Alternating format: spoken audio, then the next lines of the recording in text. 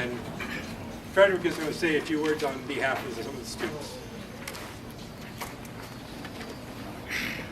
Good evening to you all. I stand here on behalf of, I would say, the EES students, and more especially the students from Ghana. I knew Dave in 1997 when he visited Ghana. By then I was finishing my undergraduate in Ghana. And he was a close friend to the head of department that I was in. He was called Henry Appiah. That was the first time I met him. Then when I came into the United States in 2002, I didn't even know he was at New Mexico Tech, but I was looking through schools that I wanted to do my PhD in, and then I found New Mexico Tech. I was going through the faculty, then there was his name. And then I found Sammy Indru, who was my teacher back then. He was also on the list there. So in 2003, I came doing my field work for my master's in the Rio Grande Rift. So me together with my advisor, stayed here on campus. So I decided to visit Dave and to talk to him and find out what he was doing and what his research was about. I went back to Miami University. When I was about finishing, I decided to apply to Tech.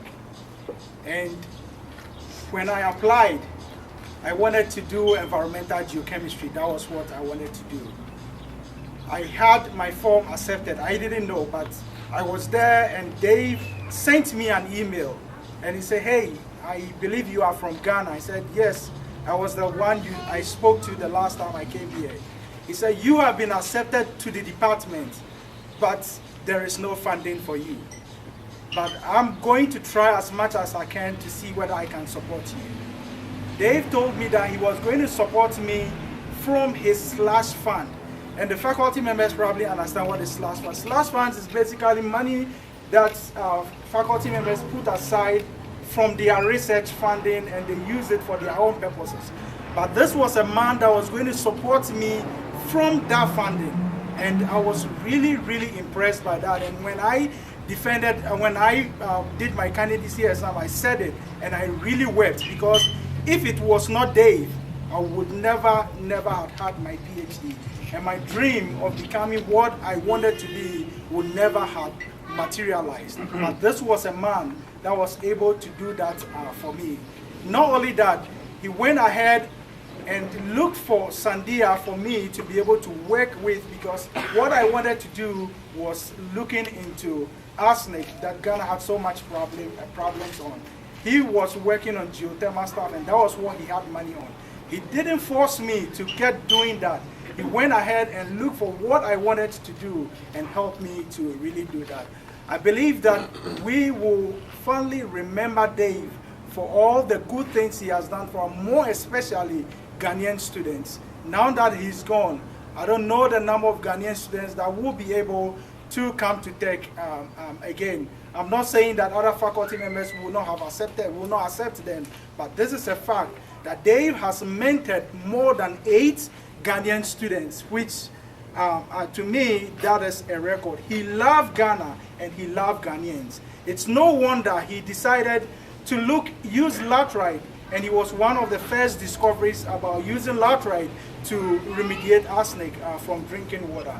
He went ahead and tried to develop it, and when I came in, that was what I worked with him on. He loved Ghana so much that he wanted to help Ghanaians as much as he can, even helping them with their drinking water. The last time I spoke to Dave, that was the Saturday before he left to Ghana on Sunday.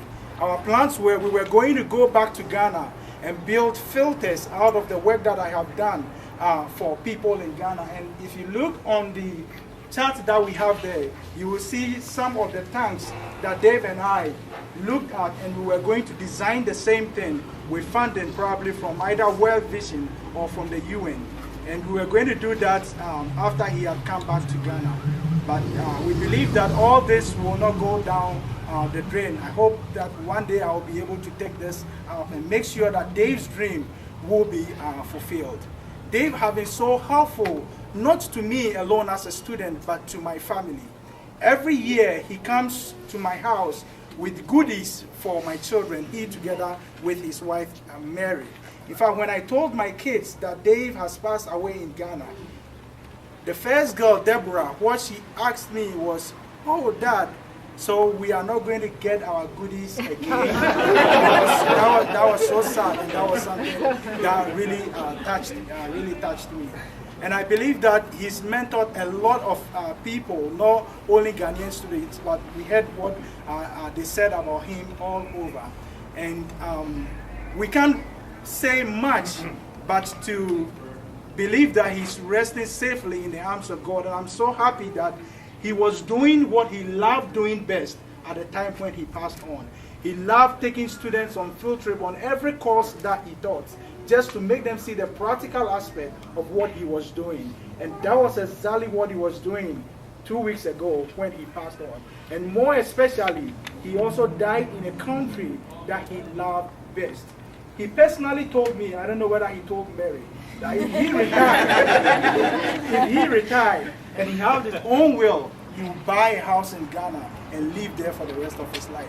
So I'm not surprised at all that Dave passed on while he was in Ghana. And that is a big relief to me, that he really realized his dream and what he was truly about.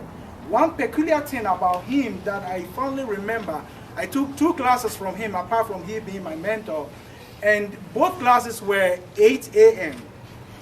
They got to the class before any student got to the class at 8 a.m. And that surprises me a lot at his age and what he's done. I mean, at that time, he would come to the class earlier than anybody else could come.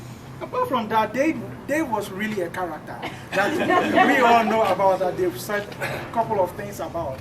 One of the things that I remember very much about Dave was one afternoon I was supposed to go see him in his house. And I got there around 1:35. When I got there, he was fast asleep in his sofa. So when I went, I said, "Dave," then he woke up. Then he asked me, "What was the time?" I said, "It's 1:35. I said, "Oh my God, I have to proctor an exam at 1:30. So that was so funny. So he just woke up, picked his papers. He even never spoke to me anymore, and walked straight to his car and drove to proctor the exam with us. And I thought that was really funny. Well, finally, Dave and I have been doing this, and we do that anytime we have a party or we have a get-together. And it goes like this. I'm going to say hip, hip, hip, hip, and I want you all to join me in saying hooray. Dave loved that so much, and I believe that wherever he is now, as he hears us saying this, he's going to be happy, and he's going to realize that he's not only passed on from us, but we are really celebrating his time with us and all that he has done for us. So when I say hip, hip, hip, hip, I want you all to say hooray. We're going to do it 3 times. Ready, go. Hip, hip, hip, hip, hip, hip. Hooray! Hip, hip, hip, hip, hip. Hooray! Hip, hip, hip, hip, hip. Hooray!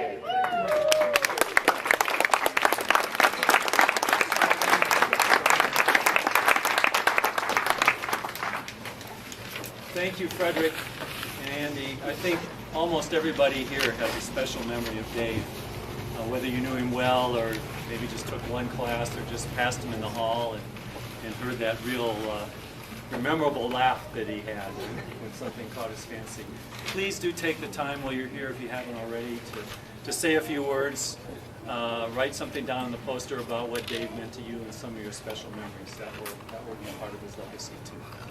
And Mary and Kirsten and Anna know we're your family here, and we're with you. So, thank you all.